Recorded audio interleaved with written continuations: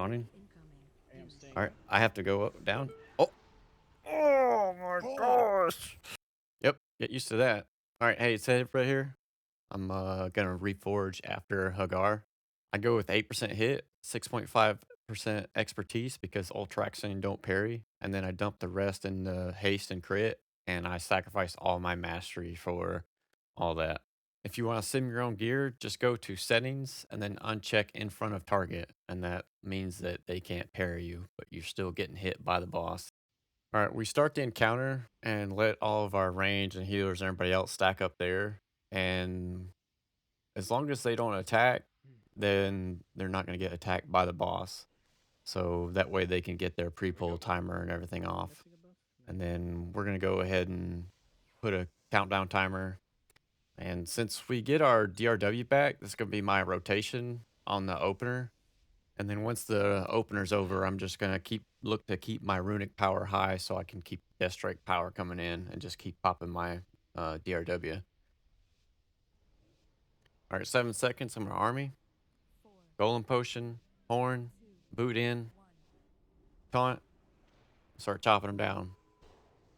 And we have our weak aura set up in Foji so that it's got the teams coming up. So I'm gonna be team one, so I'll be staying out and they'll be hitting their ability. But go ahead and put your heroic ability on a key binding or make it into a macro. This is what that looks like. And you can go to edit action button 1 and set it to a key binding 2 if you needed to. Guilty first. But it's me and my rogue first. So when it hits that time that he's going to do his hour of Twilight, I'm staying out. So I'm going to just AMS.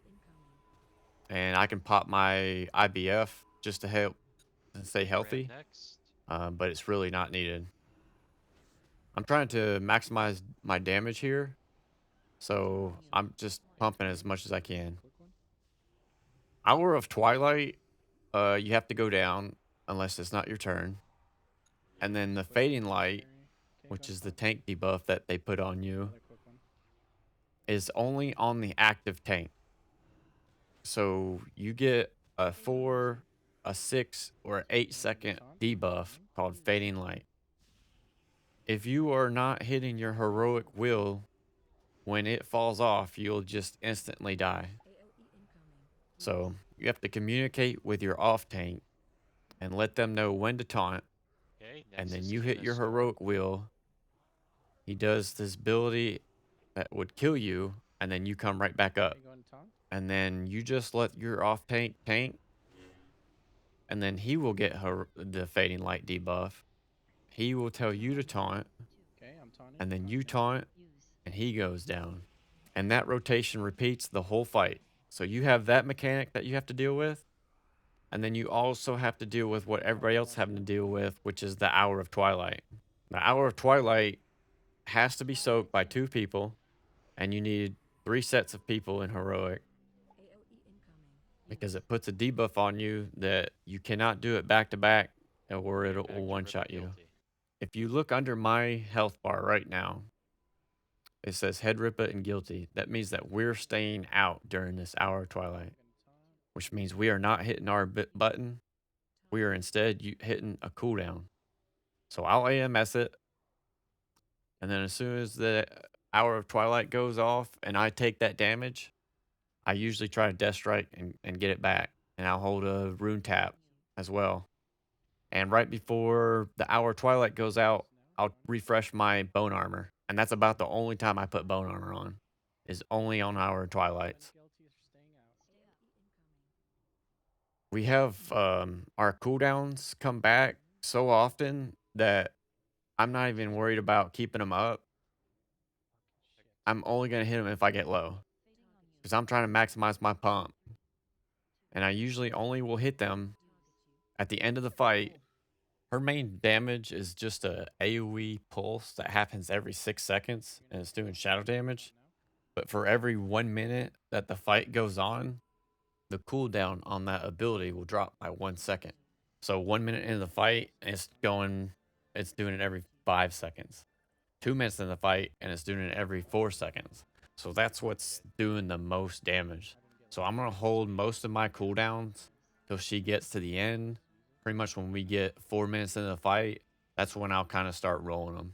But if we can all pump and push her down before then, we don't have to worry about all that damage coming out. It's almost like a soft and rage timer because it's gonna get to be so much that your healers are just struggling.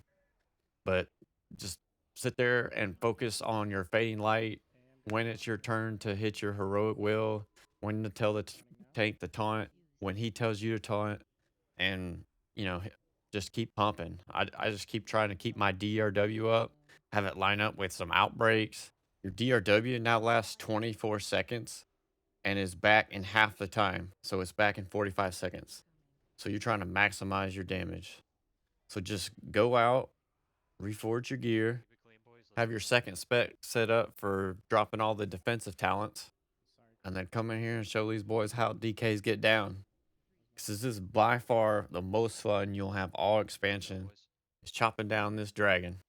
This fight flips tanking like 180 degrees from what you're used to, because it's no longer about your durability and sustain.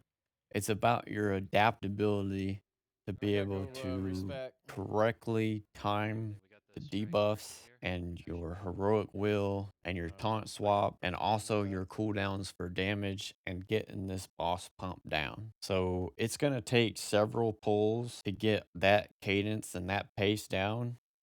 But to put it simple, if you get the fading light debuff, you're hitting heroic will. Hey, going to taunt?